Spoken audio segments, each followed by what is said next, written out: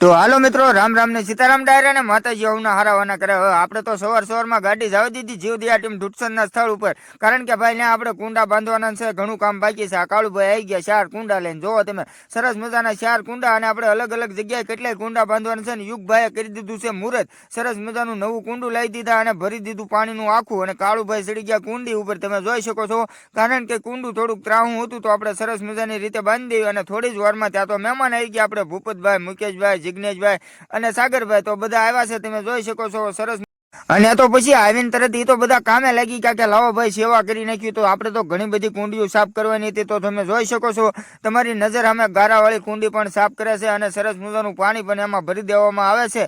તો મિત્રો, વધારેમાં વધારે ભાઈ આવ્યા હતા તો કુલર બનાવીને આવ્યા હતા. તો જિગ્નેશભાઈ, જોવો તમે સરસ મજાની કુલર પૂરી રહ્યા છે, અને આવા સેવાના કાર્ય આપણે કરવાના છે ભાઈ. એકલા હાથે કાંઈ થાય નહીં. અને પછી તો આપણે જવાનું હતું બીજા કુંડા બાંધવા, તો આપણે કેરબોય લઈ લીધો પાણીનો, અને 3 કુંડા લઈ લીધા, કારણ કે કેરબો લઈને આપણે જાવીએ એટલે હારો પાણીના કુંડા ભરાઈ જાય, બરોબર ને મિત્રો?